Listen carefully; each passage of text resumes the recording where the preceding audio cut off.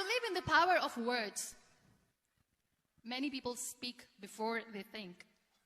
But I know the value of words. The words can make you, break you, they can heal your soul, they can damage you forever. So I always try to use the positive words in my life wherever I go. They call it adversity, I call it opportunity. They call it weakness, I call it strength. They call me disabled, I call myself differently abled. They see my disability. They see my disability, I see my ability. There are some incidents that happen in your life. Those incidents break you, deform you, but they mold you into the best version of you. And the same thing happened to me. I was 18 years old when I got married. My father wanted me to get married. And all I said was, if that makes you happy, I will say yes. And of course, it was never a happy marriage. Just about after 2 years of getting married, about 9 years ago, I met a car accident. Somehow my husband fell asleep and the car fell in the ditch.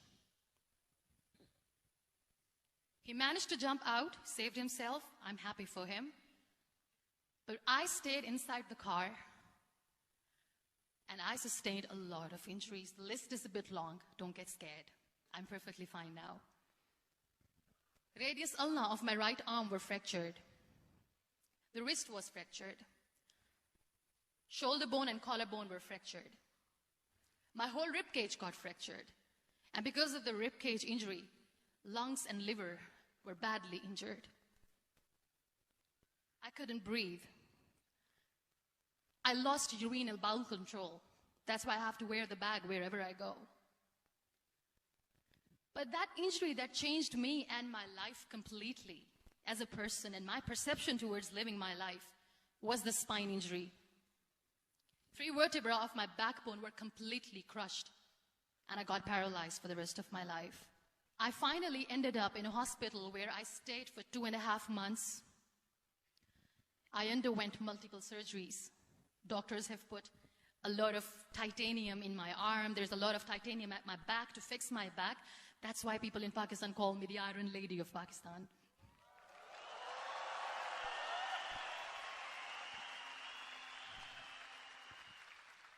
Those 2.5 months in the hospital were dreadful.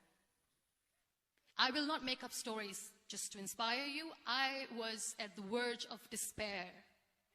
One day, doctor came to me and he said, well, I heard that you wanted to be an artist, but you ended up being a housewife. I have a bad news for you.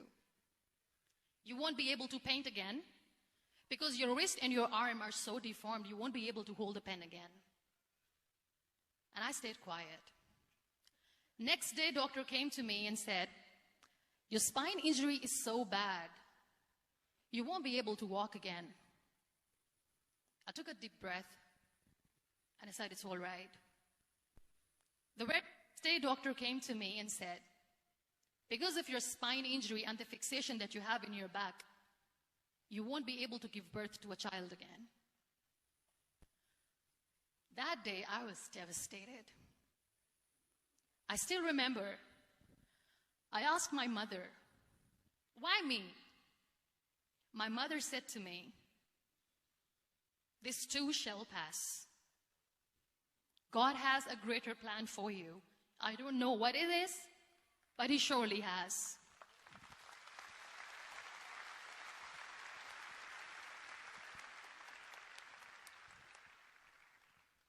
And in all that distress and grief, somehow or the other, those words were so magical that they kept me going. One day I asked my brothers, I know I have a deformed hand, but I'm tired of looking at these white walls in the hospital and wearing these white scrubs. I'm getting tired of this. I want to add more colors to my life. I want to do something. Bring me some colors. Bring me some small canvas. I want to paint. So the very first painting I made was on my deathbed, where I painted for the very first time. It was not just an art piece or just my passion. It was my therapy. And then I was discharged, and I went back home. And I went back home, and I realized that I had developed a lot of pressure ulcers on my back and on my hip bone. I was unable to sit.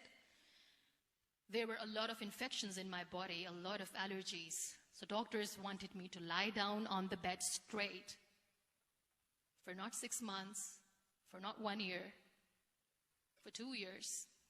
I was bedridden, confined in that one room, looking outside the window, listening to the birds chirping, and thinking maybe there will be a time when we'll be going out with the family and enjoying the nature. That was the time where I realized how lucky people are, but they don't realize.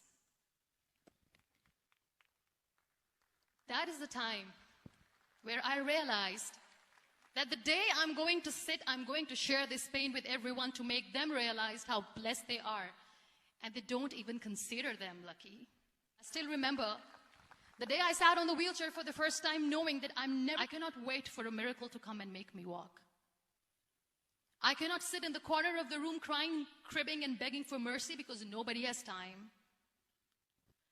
So I have to accept myself the way I am. The sooner the better. That day I decided that I'm going to fight my fears. So I wrote down one by one all those fears. And I decided that I'm going to overcome these fears one at a time. You know what was my biggest fear? Divorce. I couldn't stand this word. I was trying to cling on to this person who didn't want me anymore, but I said no. I have to make it work. But the day I decided that this is nothing but my fear, I liberated myself by setting him free. And I made myself emotionally so strong that the day I got the news that he's getting married, I sent him a text that I'm so happy for you and I wish you all the best. And he knows that I pray for him today.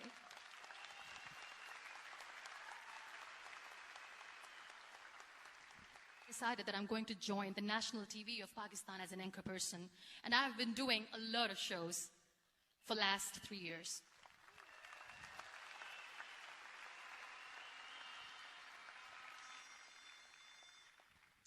So when you accept yourself the way you are, the world recognizes you. It all starts from within.